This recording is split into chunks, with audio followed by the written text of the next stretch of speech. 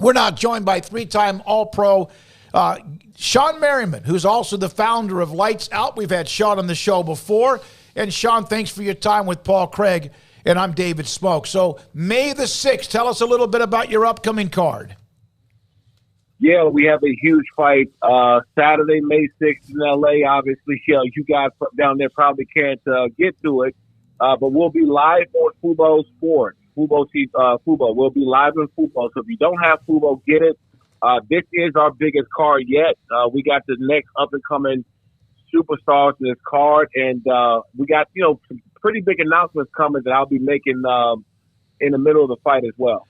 Alberto Romo and Matthias Camillo. Tell us about that specific fight. I can't wait to see Matthias. I'm going to see him about an hour. As you know, I still kind of box and hit mitts and spar once in a while myself, and I run into the gym, and I'm watching him over my shoulder, and I almost forget that he actually has a fight coming up. I'm saying, what is this guy going so hard for over there? And I said, oh, that's right. He got a big one coming up. So he's a rising superstar, man. You guys, make sure you remember that name, Matthias. He's going to be one of the next up-and-coming superstars of this sport. Shawn, how do you it looks like things are kind of exploding for you guys right now. How much of it is what's going on with the sport right now and your ability to find some of these new fighters? Well, for one, as you see, MMA is just on fire, not just here in the States, but globally. The sport is kind of caught on all over, and since our last fight, we moved into Fubo Sports top 10 most watched all time. So, we were showing in Canada and France and some parts of Spain. So I've had fighters reaching out from Spain. And obviously, the NFL's not big down there. They don't watch NFL, so they don't know me from that. They know me from MMA. So, as you said, man, this sport is on fire, and I'm happy I get a chance to promote the next up-and-coming superstars. These young men and women coming up is going to be big time here, but they want to come and take fights and like how to train fighting before they get a chance to possibly go to the UFC one day. Shawn, I think you've talked about it before, but for those who haven't heard your story, how did the crossover with MMA originally begin for you and eventually lead into where you have this stake and you have this promotion and you're being able to talk about it and love everything about what that brings for you? Yeah, I grew up in the Maryland, D.C. area around a ton of boxers. Actually, I had uncles who were professional boxers. So I just grew up around boxers. Between 2005 and 2006, Jay Glazer over at Fox Sports actually said, hey, man, I think you should pick up MMA because it might help you out being a better outside linebacker and pass rusher using your hands. And I said, look, if it's going to help me be a better pass rusher, sign me up. Just tell me where to go. And the next day, the same day he sent me an address, I showed up. And Randy Couture's in the gym. That was my first day training MMA with Randy Couture. And so I've been training every offseason since and had a love and passion for the sport. And actually, to be honest, I've been pushing a lot of former athletes to pick up some form of combat sports, right? You don't have to take a fight, but you hear about a lot of guys struggling making that transition. It's because they don't compete in anything anymore. So for me, I found it was a multi-purpose, if you could say it. It helped me stay disciplined. It helped me stay competing or something. And I love being around these guys, man. It's the closest thing I get to the locker room. In fact, there was a tweet from earlier today that, Garrett, I think I sent this to you, that just destroyed my upper body in the gym. Now I can put these suitcases down. Yeah. I try to get my weights in early in the morning before meetings and, life happens. And if anybody's a meathead like myself, you know how those suitcases look when you can't put your arms down when you leave the gym. So that was me this morning. Shawn Merriman, it's a week away from the draft. And when you were at Maryland, highly thought prospect, and obviously turned out to be that way when you're coming out of Maryland, what was it like for you? Do you have any specific draft day memory? Yeah.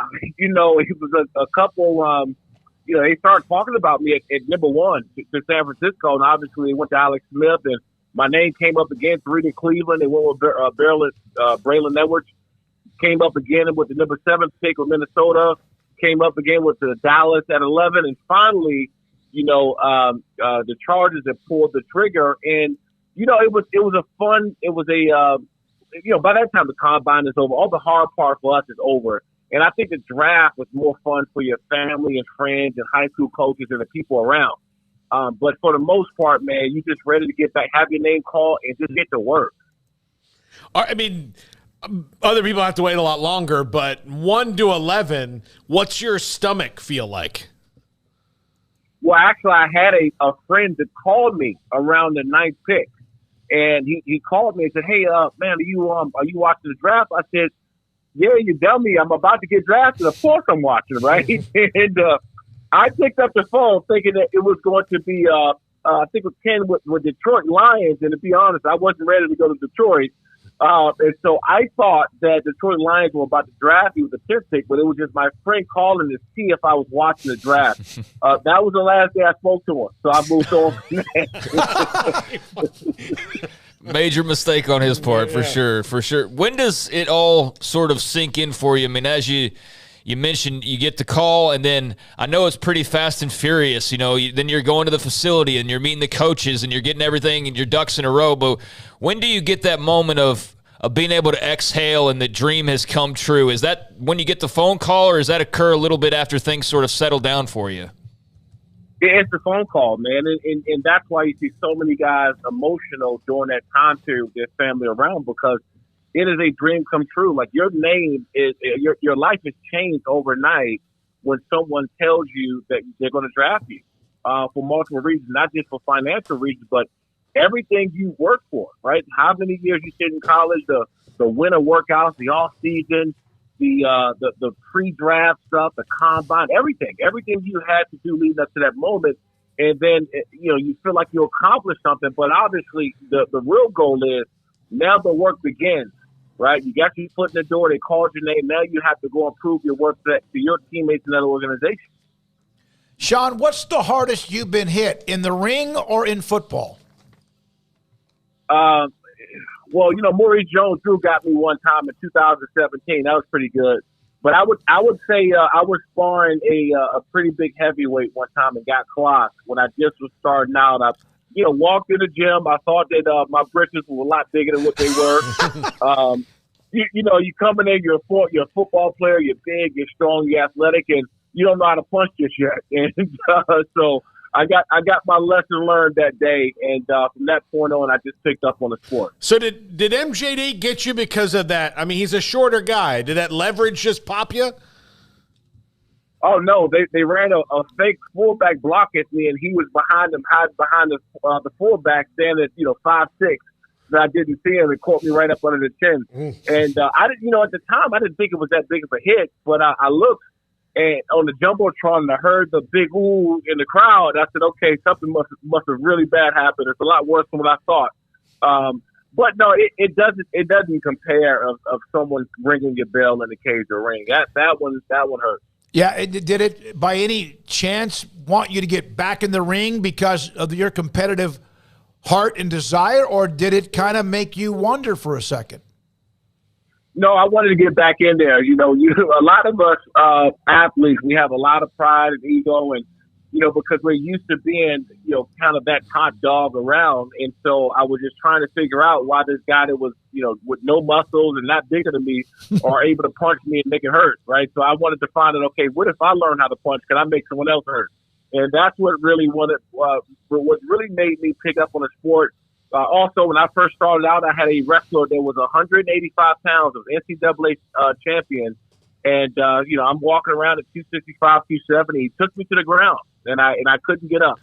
And so that day was pretty humbling for me. So I just, I was eager to learn that discipline to get back in there. Shawn, why has what you are doing with Lights Out and other competitions that have popped up over the years that have been successful, but now with yours, why is it so popular? Well, for one, I was fortunate to have a platform of mine because I played in the NFL. You have a really good social media following. People watch my career playing football. So I had something built in. And I think that people love stories, right? We have some fighters, man. We have a Julian Duckenfield, right? He's fighting on his card. Played football at Fullerton College, really good athlete, and really didn't get his shot at the NFL like he wanted to, even though he was a tremendous athlete. And, we're going to tell his story here soon. So I think it's a relatability. right? Of someone having the opportunity, wanted to do something so bad and didn't get the opportunity. So I think for us, it's just really creating that connection, because there's a lot of people that feel that same way out there. How much do players, you think, these days talk about when they look at their options and maybe they're not long for the NFL or for whatever else it might be? How much do you think MMA is in people's minds nowadays as an alternative for, superb athletes like yourself who maybe don't have many years left to play, or maybe it's just not working out the way they thought? What kind of a pivot move do you think that is now for athletes in their minds? More than you know.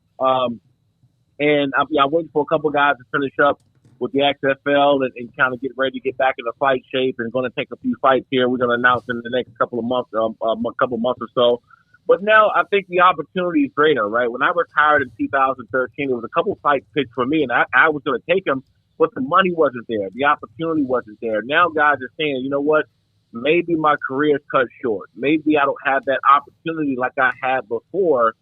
So let me transition into something else where I can still compete and use this God-given ability that I have to go and still compete at something. So there's a big transition that's taking place, a big crossover, and I can't wait for these guys to come in Lights Out Extreme Fight to do it. Is there a chance, Shawn, that one of these events could eventually reach the state of Texas? Oh, no doubt about it. We've been in contact with several places in Texas, San Antonio being one, and Dallas being the second. We've got some pictures from Houston, but there's such a big MMA crowd down in Texas, and there's a lot of great fighters that don't have opportunities to get on with a great promotion, with a great league to showcase their talent. And so when I do finally make it to Texas, I want to make it a 6-hour event, right? I mean, starting from amateurs, all these guys who got a chance to train and they want to be seen on TV. Like I said, when you have a great partner like Fubo and people can watch you everywhere, I want to give these guys an opportunity to perform. Last thing, and we appreciate your time. The event, May the 6th, Saturday. It's on Fubo, the Los Angeles Marriott Burbank. Again, it's lights out. You mentioned Jay Glazer, who helped you get involved in this. And, of course, he's one of the great inside guys when it comes to NFL. He's discussed what he has been through with depression, and very public. He has a platform like you had a platform. You've discussed that as well. How much more do you feel like people are able to share that and others understand it?